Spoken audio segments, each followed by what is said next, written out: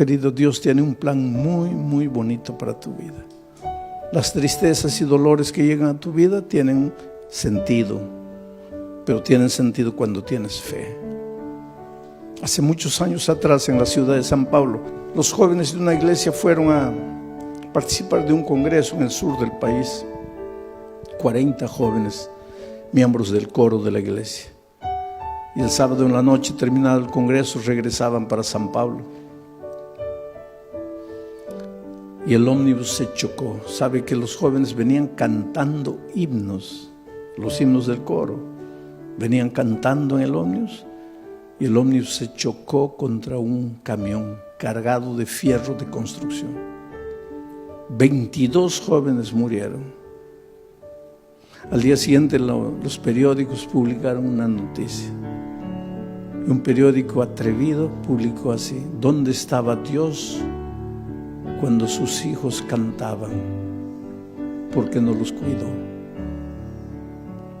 Es que el dolor es un misterio, ¿sabes? Tal vez en este momento tú te preguntes: ¿dónde estaba Dios cuando mi hijito de 3 años murió? ¿Qué culpa tenía mi hijito para morir como murió de leucemia? ¿Qué mal había hecho? Es que no necesitas hacer mal para sufrir. El diablo se deleita en hacerte sufrir. Pero el dolor es como el fuego sobre el oro: o te purifica o te destruye. Interesante que entre esos jóvenes que habían muerto había una chica que hace 6 meses había sido bautizada contra la voluntad de sus padres. Ella tenía 22 años, una joven. El día que se bautizó, el padre le dijo: mira, olvídate que yo soy tu padre, que tú eres mi hija. Lo peor que podría haberme sucedido en la vida es que tú traicionaras la fe de tus padres, de tus abuelos, de tus bisabuelos. Pero la niña no había conocido solo la teoría del evangelio, sino que el evangelio se había hecho carne en su vida, de tal manera que ella se volvió una hija tan dulce, tan cariñosa, pero la madre y el padre nunca aceptaron el calor, el cariño, el amor de la hija. Aquel viernes de tarde en que se iban para el congreso, ella fue a despedirse del papá y le dijo: mira, papá, me estoy yendo a Curitiba con los jóvenes de la iglesia. Y él le dijo: ¿y qué me avisas a mí? Tú no haces lo que te da la gana, tú no te metiste a esa iglesia, tú no te bautizaste. ¿Y qué vienes a avisarme que te vas? Tú siempre haces lo que te da la gana, vete a donde quieras. Y ella le dijo: sí, papito, pero yo vine a darte un beso, me voy. Y cuando se acercó para besarlo, el padre retiró el rostro y dijo: no quiero nada de ti. Y en el camino de vuelta, la niña muere. ¿Sabes que los hijos de Dios también morimos en accidentes? Entonces, cuando te pasa un accidente, no digo: ¿dónde estaba Dios? Dios está en el mismo lugar. Jesús dijo que cuando la lluvia cae, moja a los justos y a los injustos. Y cuando el sol sale, alumbra a los justos y a los injustos. Estamos en un mundo de dolor. Ese padre hizo tanto escándalo en la iglesia, ¿sabes? El día del sepultamiento, 22 cajones estaban ahí. Y mientras sepultaban a los jóvenes sobrevivientes que habían salido del accidente, cantaban. Sus amigos estaban siendo enterrados y ellos cantaban, lloraban. Las lágrimas caían, pero cantaban. Lloraban porque tenían tristeza. Cantaban porque tenían esperanza. Es que los seres humanos que aprendemos a confiar en Cristo, somos capaces de cantar en medio del dolor. Mientras que el padre estaba destruido ahí, ¿sabes? Y cuando llegó el momento del bajar el cajón de la hija, él se arrojó y decía: entiérrenme con ella, quiero morir.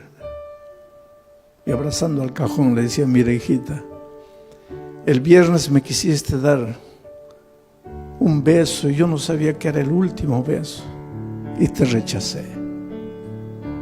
Por favor, perdóname. Quiero morir, quiero morir, quiero morir. Fue una escena triste, dramática, cuando sacaron al padre, terminó el entierro, todos se fueron. El hombre se quedó solito junto a la tumba de su hija. Y la mejor amiga de su hija, que salió viva del accidente, que fue justamente la que la llevó al evangelio, al conocimiento de la palabra de Dios, ya cuando se estaba yendo, volteó y vio que el papá de su amiga estaba ahí junto a la tumba y dijo: voy a volver. Yo sé que él no quiere hablar con nadie, pero voy a volver. Y volvió. Y se paró junto a él. Y él la miró: ¿qué quieres? Le dijo: mira, su hija va a resucitar. ¿Qué? Su hija va a resucitar. ¿Cómo va a resucitar?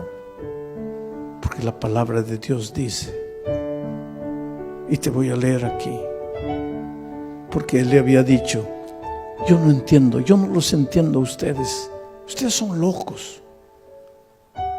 Yo estoy aquí destrozado, mi hija muerta, y ustedes cantando. Ustedes son locos. Ustedes no tienen sentimiento. Y pues la chica le dice: sí, señor, pero usted se dio cuenta que nosotros no solo cantábamos, también llorábamos. Llorábamos porque nos da tristeza que nos estamos despidiendo en esta vida. Pero cantábamos porque tenemos la esperanza, porque su hija va a resucitar y yo la voy a abrazar a mi amiga. Pero ¿cómo va a resucitar? Y entonces la hija agarró el texto bíblico y le dice: aquí está, cuando suene la trompeta, los muertos en Cristo resucitarán primero. Su hija va a resucitar porque murió en Cristo. Y ese hombre que estaba derrotado abrió los ojos así, dice: ¿quiere decir que mi hija va a resucitar? Sí, Señor. ¿Quiere decir que yo la voy a poder ver? No sé, Señor. ¿Cómo no sabe? No dice que va a resucitar. Va a resucitar. Pero entonces la voy a ver. Ahí no sé. ¿Pero cómo no sabes? Porque dice: los muertos en Cristo. Mi pregunta es: ¿usted está en Cristo? Si usted está en Cristo, la va a ver, la va a abrazar, va a vivir eternamente con ella. Pero si usted no está en Cristo, ¿y qué hago para estar en Cristo? Porque yo quiero abrazar a mi hija. Ella le dijo: abra su corazón aquí, dígale que ama a Jesús, que quiere caminar con Él, que quiere estudiar su palabra. Y tú sabes que ese hombre se bautizó, la esposa se bautizó, los hijos se bautizaron. Yo solo imagino el día de la resurrección, cuando la niña resucite, transformada para vida eterna, y vea venir a abrazarla a su padre, a su madre, a sus hermanos, todos vestidos de vestiduras blancas y corona de justicia en la cabeza. Y la hija diga: ustedes que me persiguieron, que me maltrataron por causa de la fe, ustedes están. Y el padre les diga: hija, tal vez si tú no hubieras muerto, nosotros nunca nos hubiéramos rendido a Jesús. El dolor no llega sin motivo. El dolor tiene un motivo.